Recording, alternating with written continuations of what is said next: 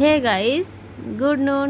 সবাই কেমন আছে অবশ্যই বলবে। তো এই যে ডাবের জল কার কেমন ভালো লাগে অবশ্যই কমেন্ট। আমার তো খুব ভালো লাগে। আর এদিকে আমি মাথায় হেনা দিয়ে ছাদের উপরে বসে আছি, কারণ ছাদের উপরেই আমাদের স্নানের বাথরুম আছে, ওখানে আমি স্নান করে নেব। তো তার আগে আগে হেনাটা দিয়েছি, তা মাথাটা শুকিয়ে নিলাম। এদিকে মাম্মাকে আগে স্নান করে দিয়েছি, কিন্তু ও কোনো মতেই নিচে যাচ্ছে না, কারণ ও বললো আগে দোমালায় খাবো, তারপরে দিদির সাথে নিচে যাবো। মানে আমার শাশুড়িকেও দিদি বলে, তো নিচে যাবে ওনার সাথে। তো এইদিকে দোমালাই খাচ্ছে, আর আমি বলছি আমাকে মাথাটাও আঁচড়ায়নি, কারণ ও নিচে যাবে তবে মাথাটা আঁচড়াবে। কিন্তু আমি বললাম চল হাসিয়ে দেবো, তো ও বললো না, একবারে খাওয়া দাওয়া করে নিচে যাবো, দিয়ে মাথাটা ঠিক করে নেব। তো এদিকে কি দোমালায় খাওয়া দাওয়া করে আমি স্নান টান করে তো হয়ে গেল। আর এই যে রাত্রিকার ভিডিও এটা, আগে তো এরপরে আর ভিডিও করতে পারিনি। আর মেয়ে যাবো বলছে বোম ফাটাতে, তো আমি বলছি তাহলে চল আমি আগে রান্নাটা রাত্রিকার রুটিটা করে নেব, রাত্রে রুটি করার পরে চল বোম ফাটাতে যাবো। এই যে এদিকে 8:30 8:45 বাজছে, 9:45 বাজছে। তো এদিকে মেয়ের বায়না যে বোম ফাটাতে হবে, আমার খুব ভয় লাগে বোম ফাটাতে। হ্যাঁ, তবে কি বোম ফাটাও দেখতে ভালো লাগে, কিন্তু আমি ফাটাতে কেন যে আমার ভয় লাগে ভগবান জানে। যাই হোক, মেয়ের আবদার কোথায় যাবে? মানতেই হবে। তো মেয়ের বাপি থাকলে বোম অবশ্য ফাটাতে ওই ছাদে যাবো, ফাটাতো, তাই তো? কিন্তু আমি ঠিক আছে, চলো তাহলে যেহেতু উনি আমাদের মানে ও কাজগুলো আগে তো করে নেই, নিই, কমপ্লিট করে নিই, ঠিক আছে? জবের জায়গায় চলে গেছে। তো এখন এই বোমগুলো আমাকেই ফাটাতে হবে। এগুলো আমি আগে নিয়ে রেখেছিলাম। তো ও ও ঠিক বোম পাঠিয়ে দিবে। তো বোম পাঠিয়ে দেবে বলতে গেলে ওর বন্ধুদেরকে দিয়ে ও টাকা দিয়ে দিবে, দিয়ে বোম কিনতে দেবে ওর বন্ধুদেরকে, তো দিয়ে ও বোম পাঠিয়ে দেবে বাড়িতে। তো এগুলো বোমগুলো আনা ছিল, সেদিনকে বাজারে গিয়েছিলাম, তো সেই বোমগুলো ছিল। তো মেয়ের বায়না এগুলো ফাটাতে হবে আজকে। এটা হচ্ছে আমি যার মধ্যে দুটো বোম আমি ফাটাতে পারবো না, বোম ফাটাতে পারবো না, তো তাও আমি ওই দুটো বোম রেখে বাকিগুলো সব ফাটাবো। আর এদিকে আমি তাড়াতাড়ি করে রুটিটা ভেজে নিচ্ছি, কারণ রুটি রাতিতে রুটিটাই হয় রাতিতে, আর দুপুরবেলাকার রান্না বান্না থাকে ওই দিয়ে খাওয়া হয়ে যায়। মেয়েদিকে আমি এদিকে চাটা করে নেবো, একটা কড়া চা খেতে ইচ্ছা কড়া আদা চা খেতে ইচ্ছা করছে, তো আমি আদা চাটা করে নিলাম। আর এদিকে মোবাইল ধরে আদা মানে চাটা ছাঁকনিতে ছেঁকতে গিয়ে আমি তো ভাবলাম যে চায়ের খাগিটা চায়ের মধ্যেই পড়ে গেছে, তারপর দেখলাম যে না ঠিক আছে। তো এদিকে আবার মেয়ের আপেল খাওয়াতে গিয়ে মেয়ের আবার আমার চাটা ঠান্ডা হয়ে গেছে। তো আমি কী করলাম, চাটা আরেকটু গরম করে নিলাম মাইক্রো ওভেনে। আর রুটিগুলো যেহেতু আমি ভেজে নিয়েছি, সেগুলো সব হটপটের মধ্যে রেখে দিলাম, কারণ সেই 11টার দিকে কখন 11টার দিকে আসবে, সেই রুটি ঠান্ডা হয়ে যাবে, খাওয়া যাবে না, সেই জন্য হটপটের মধ্যে রেখে দিলাম। আর এই যে নাড়ু, কার কার বাড়িতে মানে তার বাবা মারা, যেহেতু মেয়েদের বিয়ের পর তার বাবা মারা কার কার মানে তোমাদের বাড়িতে কি নাড়ু পাঠায় কি পাঠায় না অবশ্যই কমেন্ট করে বলবে। কিন্তু এখনও পর্যন্ত আমার বিয়ে 6 বছর পূর্ণই সাথে পড়েছে, তবু আমার মা আমাকে নাড়ু ভালো মন্দ এখনও পর্যন্ত পাঠায় আমার শ্বশুর বাড়িতে, আমার জন্য, আমার পরিবারের জন্য। তো এদিকে কি আমি হচ্ছে নাড়ু অনেকগুলো মানে দু জাত ছিল, সে তো সব নাড়ুগুলো ফুটে গেছে, এখন এই কয়েকটা আছে। আর এটা আমার খুব পছন্দের একটা গিফট।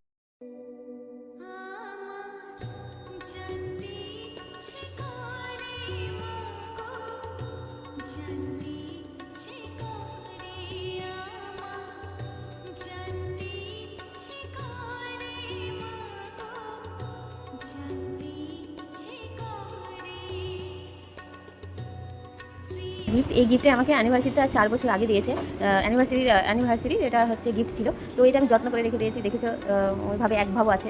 তো এইদিকে কি মেয়ের আমি চলে গেলাম একদম দোতলার উপরে ছাদে। তো ছাদে গিয়ে ফার্স্টে আমি জল ভরে নিয়েছিলাম 1 বালতি, কারণ আমার ভীষণ ভয় লাগে আমার এই বোম ফাটাতে। তো বাই চান্স মানে প্রোটেক্টের জন্য আমি জল নিয়েছিলাম, বাই চান্স কিছু হয়ে গেলে জল ঢেলে দেবো, কারণ আমার এত পরিমাণে ভয় লাগে। আমার দেখতে বোম ফাটানো দেখতে ভালো লাগে, কিন্তু ফোটাতে আমি পারি না। হ্যাঁ, তো এক এক করে এই যে এই বোম কটা আমি সেদিনকে এনেছিলাম, আর বাকি যে বোম আছে সেগুলো আমি তারপরের দিনকে ফাটাবো বলে রেখে দিয়েছি। তো মেয়েকে বললাম যে চল একটু মোমবাতি ধরিয়ে তোর একটু পোজ নিয়ে নিই। তো এক এক করে সব মোমবাতিগুলো ধরিয়ে নিচ্ছিলাম। কারা কারা আজকে মোমবাতি ধরিয়েছে, বোম ফাটিয়েছে অবশ্যই কমেন্ট করে বলবে। তো আমরা আজকের দিন থেকে শুরু করে দিয়েছি, দীপাবলির একদিন আগে থেকেই। তো আর এই হচ্ছে মেয়ে তো ভীষণ ভয় পাচ্ছে এই মোমবাতি ধরা থেকে, কারণ এই মোমবাতির যে মোম পায়ের করে পড়ছে, তো ও ভীষণ ভয় পাচ্ছে। তো আমি ওকে হাতে ধরিয়ে দিয়ে সেই মোমবাতি ধরিয়ে দিচ্ছি, তাও একবার পায়ে পড়েছে, তো ও ভয় পাচ্ছে আমার চার কিছু হবে না, চল এক এক করে ধরিয়ে নিই, দিয়ে তারপরে সাহস হয়ে গেছে, এখন এক এক করে ধরাচ্ছে মোমবাতিগুলো, এইরকম সব ধরে নিচ্ছে। আর এই ছাদে একদম সত্যি কথা বলছি জায়গা নেই, এই কোথায় কোথায় হচ্ছে দরজা বলতে গেলে যে লোহার গেটগুলো আছে ওগুলো লাগানো হয়নি উপরে, তো ওগুলো সব আছে। আরও তোমার কাঠ আছে, ঘরে সব কাজ হচ্ছে, শুধু কাঠ পড়ে আছে, আবার রং করেছে, রঙে সব বালতি পড়ে, আবার কি সব ক্যারেটে গাছ লাগানো আছে। হ্যাঁ, মানে জায়গায় নেই যে মোমবাতি কোথায় ধরাবো, কোথায় কী করবো, সামনে তো একদম জায়গা নেই, মানে সামনে একদম, কিন্তু মানে রাস্তার সামনে যে জায়গাটা আছে ওইটা আমি একদম ধরাতে পারলাম না, এত গাছে ভর্তি, মানে যখনই আমি কিছু দেখবো ওই আগুনের তাতে গাছটা নষ্ট হয়ে যাবে, সেজন্য যেটুকু জায়গা পেয়েছি সেগুলোতেই মোমবাতি লাগিয়ে দিয়েছি। এই যে আর এই যে এক এক করে আমি পাটকাঠিটা দেখেছো, পাটকাঠি দিয়ে আমি হচ্ছে বোমগুলো ধরিয়ে দিচ্ছি। আমার খুব ভয় লাগে, ছোটো পাটকাঠি দিয়ে আমি কিছুই ধরতে পারছি না। এই যে বারে বারে এই একইভাবে আমি ওই সেই পাটকাঠি দিয়ে দূর থেকে বোমটা ফাটিয়ে দিচ্ছি। আর এটা ফাটেনি, সবগুলো ফাটিয়েছি বোম, কিন্তু এটা একটু গিয়ে আর ফাটছে না, এটা নষ্ট হয়ে গেছে মনে হয়। তো কারা কারা বোম ফাটিয়েছে আমার মতো, আর কাদের বোম ফাটাতে ভয় লাগে অবশ্যই বলবে। মেয়ের জন্য আমাকে ফাটাতে হচ্ছে বোম। তো আমি ফাটানোর পর একটু জল ঢেলে দিচ্ছি। দেখো তুমি দেখো, জল ঢেলে দিচ্ছি। আগুন আমার মানে বাইসেন্স আগুন থেকে কিছু হবে, তার জন্য আমি সব জল ঢেলে দিচ্ছি, যেগুলো হয়ে যাচ্ছে। মানে এই এবার ভুলে যদি পা পড়ে, পায়ে একদম দাগ হয়ে যাবে। হ্যাঁ, সেই জন্য আমি এক এক করে ওই যখন হয়ে যাচ্ছে তখন একটু করে জল ঢেলে দিচ্ছি। ইস,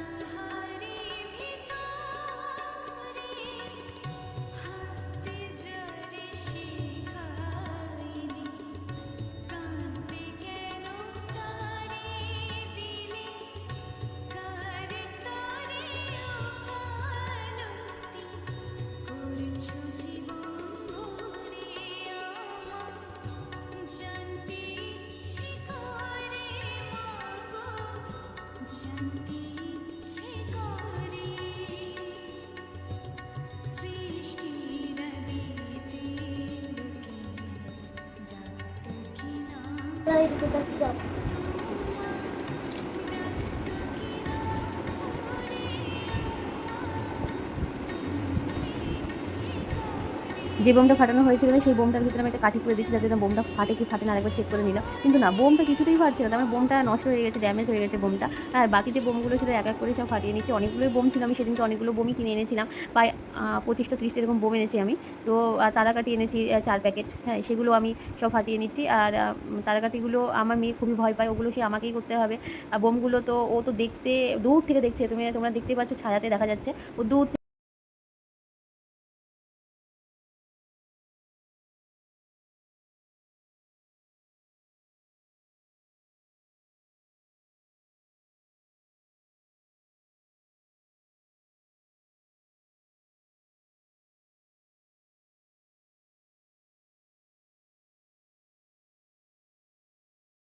দূর থেকে ও আমার বোম ফাটানোগুলো এনজয় করছে, আর আমাকে বারবার করে বলছে যে পেছনে এগিয়ে যাও, পেছনে এগিয়ে যাও। হ্যাঁ, মানে কারণ চোখে মুখে পড়বে, তাহলে তো যা গেল সব।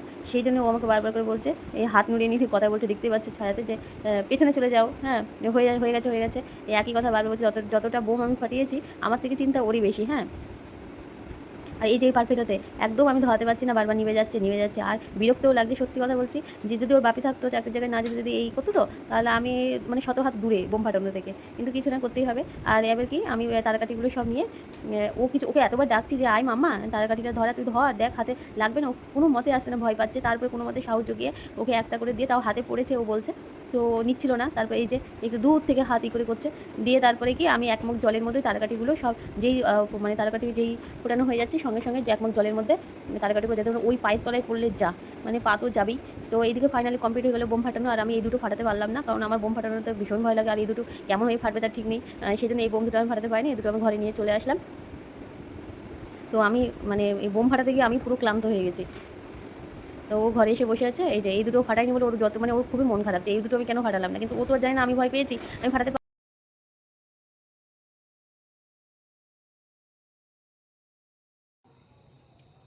কমপ্লিট ধরানো। আর এই কটা থাকলো, চলো। এই দুটো বোম আমি ফাটাতে পারলাম না, তো মেয়ে তো খুব মন খারাপ হয়ে গেল। তো আমি বললাম যে বাবা, এমনিতেই আমার ভয় লাগে বোম ফাটাতে, কোনো মতে বোমগুলো ফাটালাম তোর জন্য। আর এই বোম দুটো আমি ফাটাতে পারবো না, কারণ আমার এই বোম দুটো বড়, আর আমি ফাটাতে পারবো না, কারণ কী হবে তখন যা।